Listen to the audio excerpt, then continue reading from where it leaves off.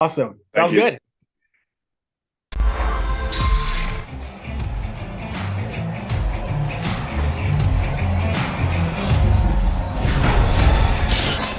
Game over! Powered by Sports Interaction, Canada Sportsbook.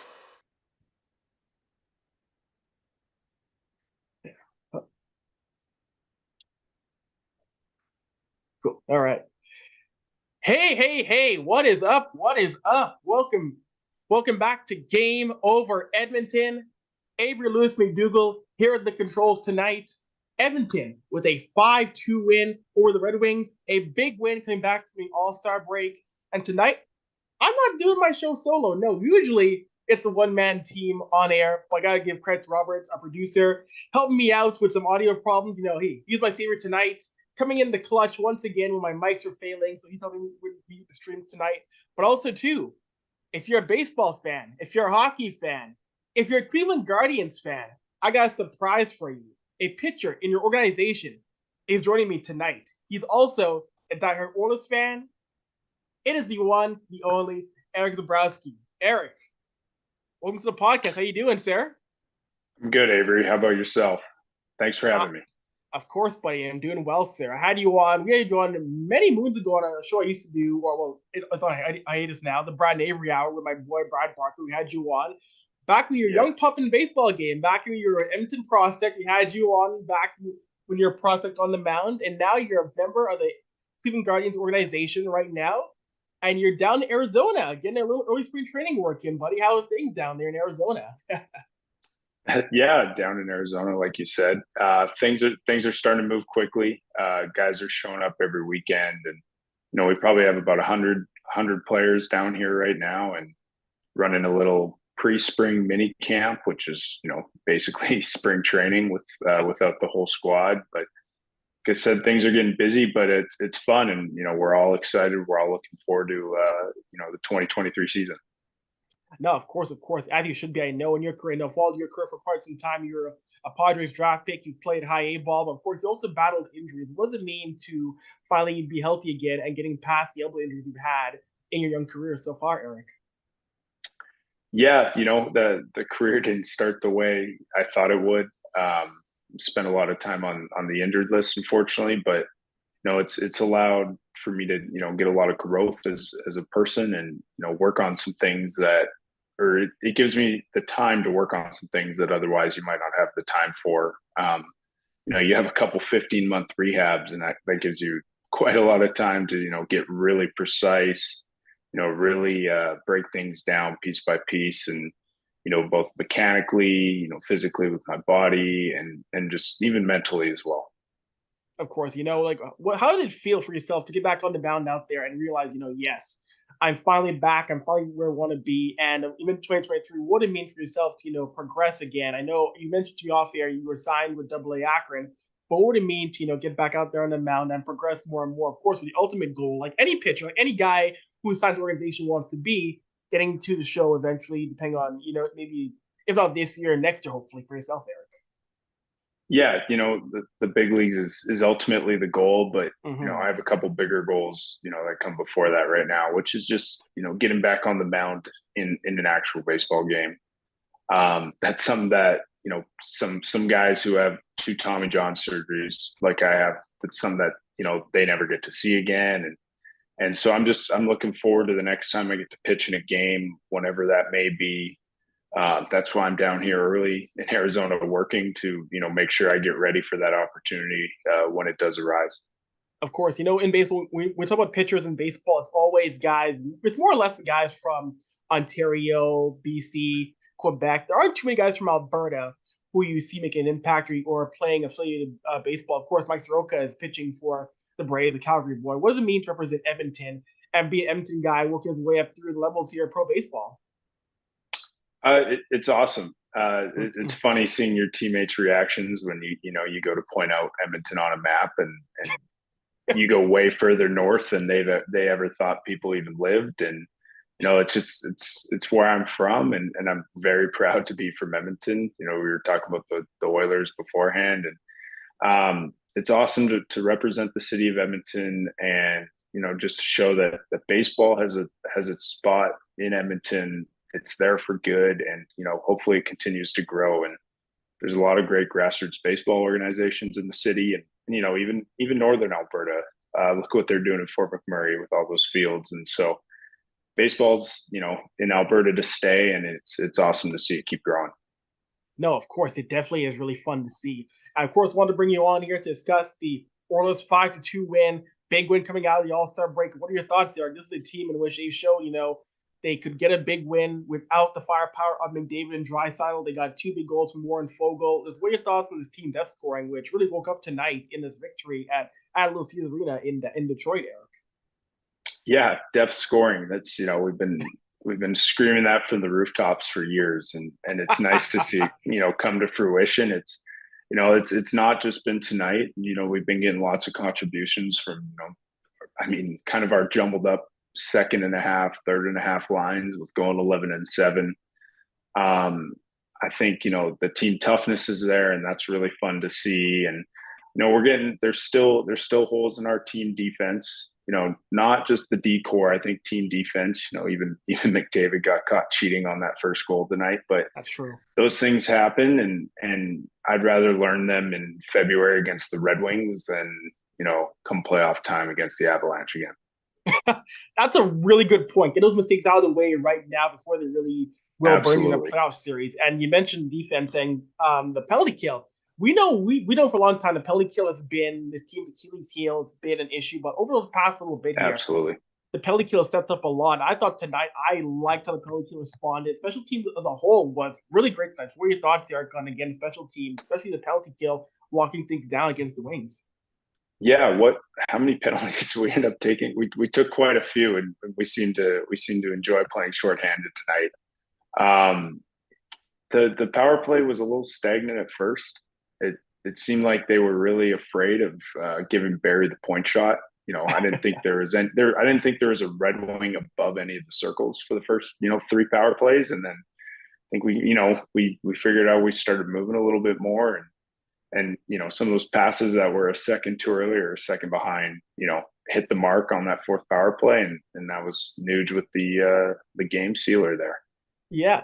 And for the record, I just went to NHL.com. Yeah, Detroit was 0 for 5 on the power play tonight, killing off 5 penalties. That is a thing that Edmonton could not do back in October, November. It's really turned around in a massive way. No, not at all.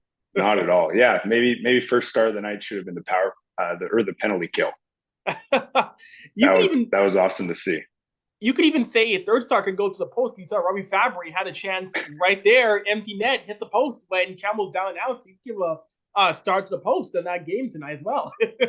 Yeah, that would have made it 2-0 early too, right? So that would have been a tougher hole to climb out of. But when you have the firepower such as we were fortunate enough to have, no hole is too big to climb out of. But you didn't want to be going down 2-0 after the All-Star break against Detroit.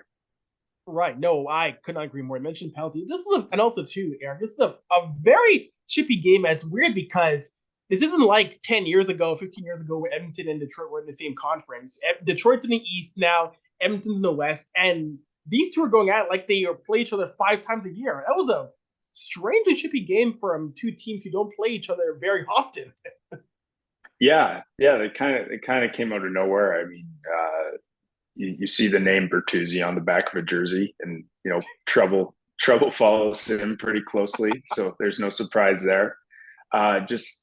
Shout out to the schedule makers though. I just saw that we're playing Detroit next Wednesday, I think, so at home. So there might be some fireworks in that game. But yeah, like you said, we were talking about the team toughness off the air, and I always felt like Edmonton for years has been more of a reactionary team. So it's nice to see us kind of inciting it a little bit and creating the scrums, and not only creating them, but in the case of Vinnie Desharnais, Seaweed Man, we're kind of finishing them too. And he was just showing everybody how he could just grab 2 guys and just kind of skate around all night.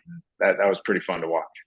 Right. Vinnie Desharnais, he is someone, I remember when he was first called up for that game against Anaheim, I was a fan of him watching him down in Bakersfield. I wanted to see what he could bring. And he's been easily one of the more stable elements on a depth D-man. He's been very stable. He's not going to be a top line guy. but he's going to be a Right. very solid third pairing guy. Like, I've loved what he's done so far on the back end, Eric. Yeah, he's he's kind of been a calming force. One of my buddies called him ginormous Steve Stais early tonight, and I think that's pretty funny, and that's kind of spot on. On the offensive side of things, he's the complete opposite of Andre Sekera. He is the opposite of the shin pad assassin. He gets those pucks through, as we saw on Fogel's second goal there. How many times have we seen that little flick wrist shot from one of our D-men hit a shin pad and result in a 2-on-1 or a breakaway the other way? So there's some skill involved with that. I definitely feel that's the case. No, of course. That goes to show how long you've been watching this team. When you can call someone ginormous Steve Stais, that goes to show you've been watching this team for a long, long time, Eric. Oh my God, what a comparison. Yeah. The 06 Cup run, I was 9. So that some pretty formative years, and that kind of, burned the, I guess at the time it was the copper and blue into my blood. But, I love this team, and I guess spending so much time away from home, it's kind of my connection back to home in a way. And it's, that the Oilers games are pretty available down here on ESPN Plus. So I haven't missed a game in probably a year or two. So got nothing else to do, right? So we'll watch the Oilers. Fair enough. I do want to ask you though, when you're pitching down at Fort Wayne, how easy was it to get a 5 Oilers game when you're in Fort Wayne? Like, could you get we were able to find games back then? Like, I mean, that's not really a hockey hotbed for Indiana to find the NHL. Yeah. No, fortunately it was the the late summer, so there wasn't quite much Oilers hockey yet. But I think we were in northern Indiana. I think we were in Blue Jackets territory. So those poor fans stuck out there watching Johnny Gugu and Patrick Laine out there doing tanking for Bedard. Yeah, I'll ask right there. What are your thoughts on Johnny Hockey going to Columbus? What were your thoughts? I think like many of us, we were surprised that was his choice. I thought he was going to go to New Jersey, and some people thought Philadelphia. What were your thoughts on going to Columbus? Oh, I'm sad to see him go. He was such just a non-issue whenever the Oilers would play the Flames. It was it was awesome. I mean, everyone's seen the Connor McDavid overtime winner where I think you have Tkachuk and Gaudreau skating opposite ways from the puck, allowing, the best player in the world to cut to the middle and score. So I'm just, I guess I'm just happy for Johnny that he is closer to home, even though it's a 8.5-hour car ride or whatever it is. I don't know. I just wish sometimes the athletes would just say they were following the money. And there's no shame in that. There's no. I would sign that contract if it was presented in front of me. So there's no shame in saying I'm looking for a change of scenery and I want to try something new. There's nothing wrong with that. It just the excuses kind of blow up in your face, like when you say you're going home and you end up in Ohio. Ooh, that I like that. I like the honesty, Eric. I like that. And for the record, Eric, you are also, I believe, the first pro athlete to appear on Game Over. So you're making history tonight as well, Eric. Yeah, well, like I said, it's an honor, and I'm glad to be here. That's amazing. That's funny. And of course, now Edmonton also they move on now to Philadelphia, and of course, for this team, the big thing, and you've known this for a long time, you always have a reputation. They find ways to beat the big dogs. They'll beat a Tampa Bay. They'll beat a Seattle. They'll beat a Vegas, and struggle with a smaller team that they should win. So it was a big test for them to beat Detroit. And of course, you would know that they have got to find a way to beat Philadelphia and beat Eastern Conference teams who they should beat. Because if you want to be a real contender in Western Conference, you got to find a way. I don't want to say the gimme games. You have to get the 2 points in a game that you're supposed to win. Yeah, especially, we're talking about how, mighty and grand the Oilers have been this year. I think we went into tonight being 4th in the Pacific. Mm-hmm. So, we still have a lot of room to make up. And I have no doubts that this team can win the division. Absolutely. But if you're going to do that, you do have to beat Detroit. You do have to beat Philadelphia. You do have to beat, I think, Montreal and Ottawa on the weekend. I think of these, these 4 games, it's, 7-point minimum, kind of hefty expectations there, but that can be something that can really catapult you up the Pacific Division standings. I mean, Seattle lost tonight. Pretty sure Vegas pulled out a victory, but you're kind of just chasing Seattle right now, and I think the other teams will kind of figure themselves out. No, that's a very good point. And even though that division right now is so volatile, I think personally it is the most entertaining division to watch in hockey because we really like in other divisions. You know in the Atlantic, it's going to be Boston winning that division. Other ones, who's going to win that division. The Pacific, we still don't know who's going to win. It could be Seattle. It could be the Oilers. It could be Calgary. Heck, it could be the Vegas. Kings, right? It could be the Kings. Like we still don't know who's going to win this division. I think that's why it's the most fun division to watch hockey right now, Eric. Yeah, no, absolutely. The race has been fun. Seattle's showing that you can play with 3 or 4 third lines and just dominate play. Their goaltending's still a fluke, and I don't know how they've managed to get around that, but it's an exciting division. The Oilers are in a fortunate spot with the injuries that Vegas has kind of had, and then their goalie's kind of waning. And I think there's a couple teams in the Pacific who are maybe on the start of a downslope, and we're 8-0-1 in our last 9, and hopefully we can keep rocketing up those standings, and we should put ourselves in a good spot. Pretty sure we also have a pretty weak strength of schedule in our remaining games as well, relative to the other teams in the Pacific. So a lot more San Jose's and a couple more Anaheims. I know we play Arizona, I think two more times. So not gimme games, but those are ones you should at least get a point out of for sure. No, exactly. I couldn't agree more with that. And we are we are less than a month away from trade deadline day. And of course, there's a big concern, or I would concern, I wonder, like, what is Ken Holland going to do? Who is he going to acquire? I've said it many times on this show or other platforms that you got to find a way to get a big target D-man. I've said before, your target should be Jacob Chychrun. And you're hearing now from other sources that, and I remember like a month ago, people were saying, no, they're not going to get Chychrun. That's on the target. Now the talk has changed now. Now you're seeing the insiders saying, It's funny how they all change their opinions all at once. It's right? it's what a coincidence that is. It's Uncle Ken must have sent the note out, the mass email.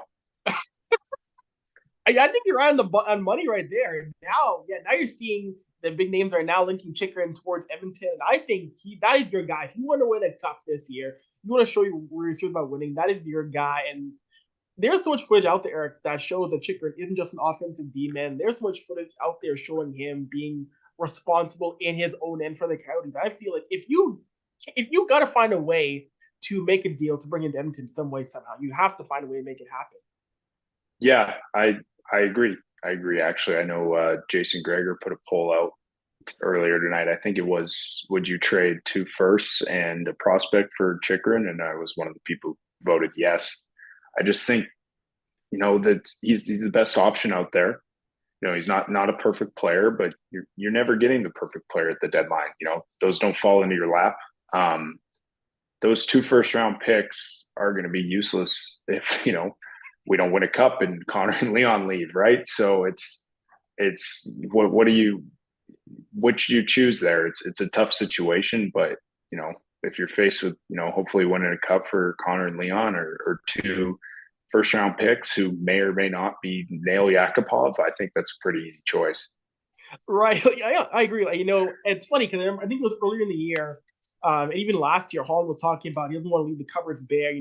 Wants to leave the future right, but it's like you have Connor and Leon right now. You should want to win right now, man. Like, I mean, yes. Yeah. You don't want to leave your prospect bare for the next 5 years, but come on, man. You should want to win right now. What about filling up those cupboards with Stanley Cups? That'll look a lot better than a couple prospects. Exactly. And I know there's talk of this team didn't want to trade a couple of prospects. I understand, okay, maybe you don't want to trade Xavier Bourgault, but I've said it before, Philip Broberg, that's a name that should be in play. That is a name that should be in play because, yes, he's adequate right now. He made a sweet play tonight. Sweet pass on that Clouder goal. Yeah, no, I'll give him credit. He had a 2-point night tonight. He had a solid game. If I'm the Arizona Coyotes, though, if I'm Bill Armstrong, and, maybe I want a couple of picks on Broberg, it's what you want, Bill? Okay, for Chychrun? Done deal. There you go. And Broberg can be a part of your future in a couple of years when you are a good team in Arizona. Yeah, and it's been awesome seeing what Broberg has kind of shown flashes of, but you're still kind of in the situation where you could only hope that, Broberg gets to the point where he's putting up 60 points and 20 goals in the NHL, where you could, trade him for someone who has done that. So, it's just, we keep talking ourselves into this, making it an easier and easier decision. But, ultimately that's not up to us. We can just yell and scream from the rooftops. That's true. Hey man, I will try and use my influence somehow to put into the ether Jacob Chychrun, presser at Rogers Place some way, somehow. I'm going to try and do my best. Speak it into existence. Exactly. Hell yeah. Right? I cannot agree more, but this is a team in which, of course, last year, Eric, this is a team that went to the Western Conference Finals. I believe that the expectation of this team should be, again, a successful year for this team, should be getting back to Western Final once again.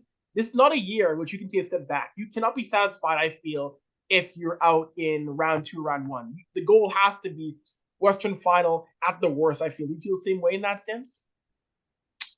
Yeah, I absolutely. You should be a better team this year than you were last year, and we've certainly shown it so far. And I think I think our goaltending is sturdier. We might not have those peak games, Mike Smith 45 save shutouts, but I think overall we're sturdier and we're a year older on the back end with some of the young guys, and we seem to have really found that 11-7 really does work for this forward group for sure. And we seem to be building up some chemistry just by sheer volume with running Connor and Leon through different sets of wingers. Like, maybe they don't have to play with the same wingers for 8 games. Maybe it's more just, having 5-6 minutes a night with every group.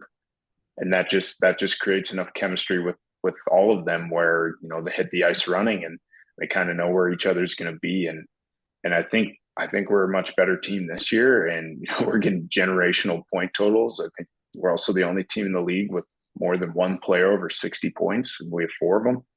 I think things are really pointing to a deep playoff run this year, and I think that a solid couple additions at the trade deadline can only help this team. So I'm really interested in March to see what happens March 3rd. Yeah, I could not agree more. You mentioned the original talent, Connor McDavid. He's on pace for 150 points, and for the Hockey News, I wrote he would get 122. He's gonna probably demolish my predictions by February, for all we know. Like, where do you think McDavid ends the year at? Can he get to 150, or does he take I just don't know if that's humanly possible. But Connor McDavid honestly breaks the trends of what's supposed to be happening in era hockey. Do you think he gets to 150 for his point total this year, Eric? Is that possible for him? I mean, I guess it could be. I think so. ESPN showed a graphic before the game that he's on pace for 67 goals and 150 points. And as someone who has watched McDavid turn it up in the second half of every season he's been healthy and played in, I think he's absolutely gonna hit 150 points, 60 something goals, 150 points. It's just bound to happen. He keeps getting better, and we're really lucky that we get to see that guy play 3-4 times a week, and it's awesome to see. No, it's ridiculous. I know I'm not sure if you're an all-star game guy, but did you watch his performance in the skills competition where he goes went 4 for 4 in the target accuracy casually? Like, I'll break a spot, let's go 4 for 4, no problem. Yeah. Like, it was another day for him. They probably could have put him in any event, and he could have, done it sleepwalking. He just has this supreme talent that he seems to have harnessed, and it's there's no words for it. There's no words for it.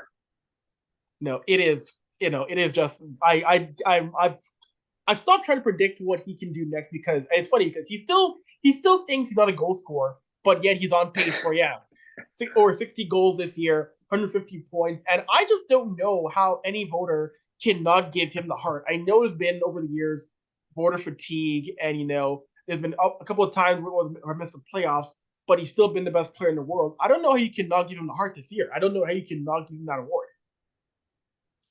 Yeah, he seems to be a shoo-in for it. I think he knows what he has to do. I don't think he cares about that stuff really. I think probably Stanley Cups are the awards he's looking for at the end of the year. But, another Hart in his trophy would probably be pretty cool for him as well. No, it'll be great for his career. And, also having Leon playing well. It's funny because you got him in the, excuse me. It's funny because you got him and Leon, and if you separate Leon, he'd be leading any team in scoring, but Leon is just a second fiddler, a second guy on scoring, which is crazy because his stats right now would lead how many other teams in the rest of the league? Every other team, right? What is he? He's second in scoring by 10 points, or he's up 10 points on third place. Like, if there's no Connor McDavid, Leon Draisaitl would be the best player in the world. Just, sometimes some people in certain time zones don't stay up late enough to watch those games, and they can't see that. And, I get it. It's late over in Toronto, but it is what it is. It's true. And then again, Ryan Nugent-Hopkins, he's been here for literally all the struggles, and he's here on pace for 94 points. I feel like I'm so glad for Nuge to have a good year. And this is a guy, I remember, a couple of years, you remember, Eric, like there's rumors that Dallas is offering him a better contract and he might leave. Yeah. He took less money, stayed on pace for 94 point year, and we might have, for the first time in 33 years, 3 Oilers cross the 90 point barrier in the same season. It's a good year for him. He scored tonight. He was 23 goals a year. Like, he's having an amazing season right now. Yeah, it's been awesome to see Nuge really, I don't know if this is Nuge going forward or if this is kind of, an outlier year, but it's just been awesome to see Nuge put the puck in the back of the net and just contribute on the score sheet every night. Like you said, he's been through some dark times as an Oiler. He's been through, how many coaches has he played for, and even general managers at this point. And it's rewarding to see Nuge stick with it. I'm happy that he stayed with Edmonton and signed with us. We got a pretty good deal on him looking at it now, and Nuge should just keep doing what he does, and his number might be up in those rafters if we can get a couple championships here soon. You know what? It should be. The guy's been here 12 years now. It's crazy. He's been here 12 years now, and he's only 29. Like, that still blows my mind. He's LSU on this roster, and he's not even 30 yet. Yeah, I know. It seems like he should be 36 years old by now, and it's even with you saw with Sam Gagne. Sam Gagne has already played 1,000 games. He's 32, 33. Yeah.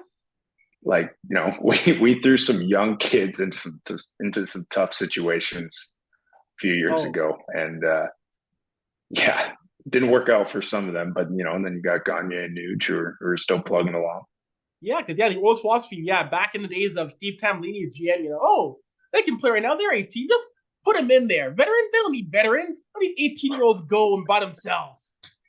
Yeah, exactly. They're go for it, and we'll give you Marc-Andre Pouliot on the wing or whoever. JF Shocks. JF Shocks first line. JF Shocks first liner. Yeah, exactly. Those were I don't know what was worse, Eric. Those teams were battling through Rexall Place in the concourse for intermission. Those were both pretty tough. Man, Rexall Place. Miss that place. They're tearing it down soon, aren't they? They are. Really? You miss it? I don't miss it at all. Like, concourse was bad. The bathrooms are horrible. I don't miss it at all. Knock that thing down. I was fortunate enough to go to a lot of games as a kid. My dad worked for TELUS, so we always had some hookups in that arena. So I spent a lot of time there. I saw some really bad games. I saw some amazing games. I think it was against Chicago. I think it was Victor Foss and someone else. I think we gave up five goals on 5 shots. And that was a tough day. I scrambled after school to buy some tickets on Kijiji, me and a friend bus to the LRT station. We're so excited for the game. And then it was at least 4 goals on 4 shots. And we just were like, what is going on? Wow. We paid for this? I remember I saw a game with a buddy of mine in like 2015. Tickets were on Kijiji for like $6. Like, hey, want to go to a roller game? It was Edmonton, Arizona. He goes, sure. And he was an Oilers fan. He was a Vancouver fan. He didn't want to go to a game. Like, yeah, whatever. I'll come with you. Arizona won. I think it was like 6-2. And this was back when jersey tossing was the big thing in Edmonton, getting tossed on the ice. Oh yeah, we love that. Yep. I think I remember the one guy, Nor Rely. He came down to the glass, arm full of jerseys, and threw 5 over the glass onto the ice. Sweet. I just don't understand. That's so dumb. Go donate that jersey. There's lots of people who would love that. It's just people are might as well throw. I mean, for how expensive those jerseys are now, you might as well throw a couple car payments onto the ice instead. Like exactly. Wild. You are throwing literally possibly a $300 jersey onto the ice. Why? Yeah, you're never gonna get it back. You just and then you look like an idiot when you run back up the stairs. So and you're probably getting a ban for life. You're probably getting a stadium ban. Yeah. You're just I've never understood that. I guess you can't say we're not a passionate fan base, I guess, and passion leads people to do some weird things, I guess. No, that's very true. A couple more questions before we wrap things up tonight. I do want to ask you, of course, the team that will probably mostly be a playoff team in Western Conference. So I want to ask you, among the divisional teams that they'll be in the playoffs with, I want to ask you, who would you want to face in the first round out of the Pacific? Would you want to face first round Seattle, Vegas, LA, or heck, even Calgary? Who would you want to face in that first round in the Pacific in that first round matchup? Right now, probably Calgary. They're probably the team in the most disarray out of those three that you listed. But if you're going to be the best, it doesn't really matter who you play. True. I don't think Tampa Bay was sitting there worrying about who their first round matchup was, things like that. But yeah, if I had to pick, it'd probably be Calgary. It'd just be fun to beat the wheels off them again. So, man, that's always a good time. That's true. Last year was going to be fun either way because the second round was either going to be Edmonton Calgary or Edmonton Dallas. And for Edmonton, our return generation, we both know like Edmonton Dallas and Calgary, either way, would have been fireworks. But last year, Edmonton Calgary, I was covering that series, and wow, I've never felt good again one to have fans back in the building for a PR series. But right. The animosity between the Edmonton Calgary series, for those who were not alive for the 80s or 90s, see what it was back then last summer. Oh my gosh, it was electric. It delivered. It delivered. We had, football scores and, 200-foot goals and just a whole lot of everything. Lot of everything. Game 1 was goaltending optional. Game 1 was what's goaltending like. Most of the series was goaltending optional. Like Calgary blew a 6-1 lead. Yeah. Well, once Calgary went up 6-1, I think we scored 4 goals. Yeah. Whatever it was, and then we didn't really look back. Well, except for game 2, I think we went down 2-0 early, and it was oh shit, here we go again. And and we just better team found a way. That's true. I just thought it was so funny how so many people predicted, Calgary in 4, Calgary in 5. No one had Edmonton almost sweeping.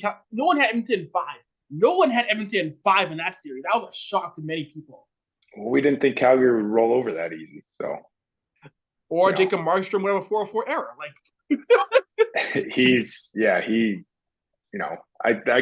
I wouldn't mind playing Calgary, and I wouldn't mind them playing Markstrom every game. He just seems to have some sort of mental block when he plays the Oilers. He can't seem to.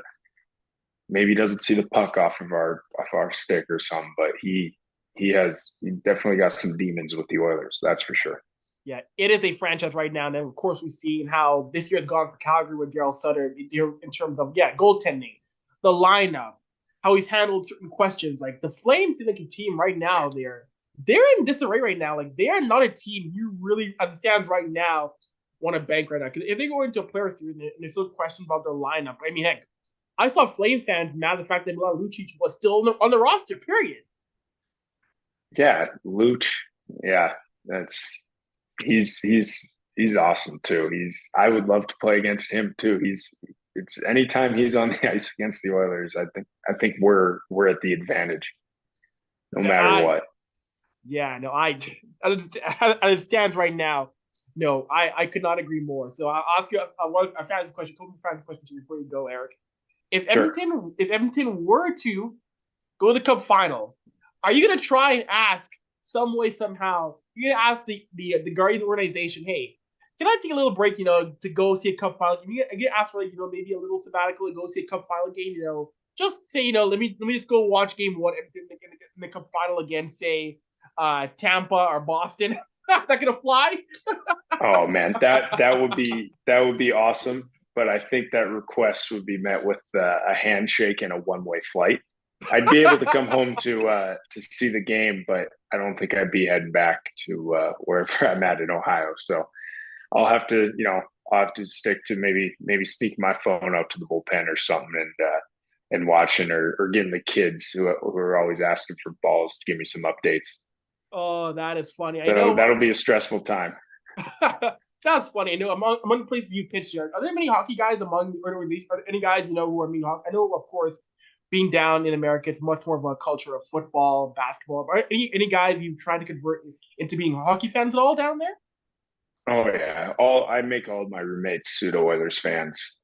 When it's I let them know what the schedule is going to be for the week. They know that Tuesday night at 5:30, the TV's getting flipped to the Oilers. There's a decent amount of hockey fans here. We actually, a couple of my buddies are from Florida, and they've become Lightning fans in the last couple of years and stuff. And so there's no, I wouldn't say there's many diehards that I've come across in baseball, but you can definitely strike up a conversation.